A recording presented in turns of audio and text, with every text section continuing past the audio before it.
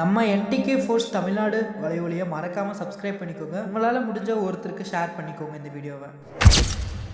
நீங்கள் வந்தோன்னு என்ன கேட்டீங்க? தமிழக வெற்றி கழகத்திற்கு சின்ன ஒதுக்கிருக்காங்களா, அதை பற்றி கேட்குறீங்க. நாம் தமிழர் கட்சி இந்த தேர்தலில் என்ன பண்ண போகுது?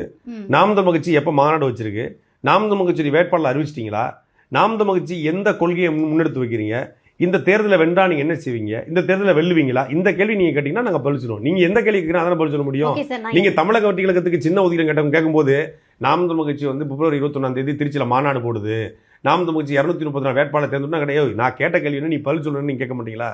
நீங்க கேட்குறீங்க. உங்களுடைய பேஜ்லயுமே அதிகமா வந்து தமிழக வெற்றி கழகத்தின் மீது அப்படிலாம் கிடையாது. எல்லா பிரச்சனையும் பேசுறோம், அதோட சேர்த்து இதையும் பேசுறோம். நீங்க வெளியில நிறைய சோசியல் மீடியா பாத்தீங்கன்னா தெரியும், தொடர்ந்து வந்து சீமானா இருக்கட்டும், சாட்டையவர்களா இருக்கட்டும், தமிழக வெற்றி கழகத்தை பார்த்து தொடர்ந்து விமர்சனங்களை வச்சுக்கிட்டே இருக்காங்க. முன்னாடி திமுக வந்து தொடர்ந்து விமர்சனம் வச்ச சாட்டையா இருக்கட்டும், இப்போ வந்து தொடர்ந்து தமிழக வெற்றி கழகத்தை திமுக ஆட்சியின் மீதான தவறுகளை தினசரி காணொலி போடுறோம். நேற்று கூட திமுக ஆட்சியில் நடந்த தவறுகளை சுட்டி காட்டியிருக்கிறோம்.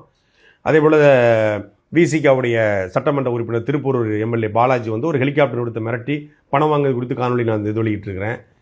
தமிழ்நாடு ஹவுஸில் வந்து டெல்லியில் ஒரு அதிகாரி 18 ஆண்டுகளாக பணி செய்கிறாரு, ஒரு அதிகாரி 3 ஆண்டுகளுக்கு மேலே பணி செய்யக்கூடாதுங்கிற விதி இருக்குது. இதை தமிழ்நாடு அரசு வந்து அவரை வந்து 18 வருஷம் பணி செய்ய வச்சுக்கிற காணொலி வெளியிட்டு இருக்கிறேன். அங்கே விசில் சின்ன வருது, ஒரு செய்தி வருது, அந்த செய்தியின் அடிப்படையில் பேசுகிறோம்.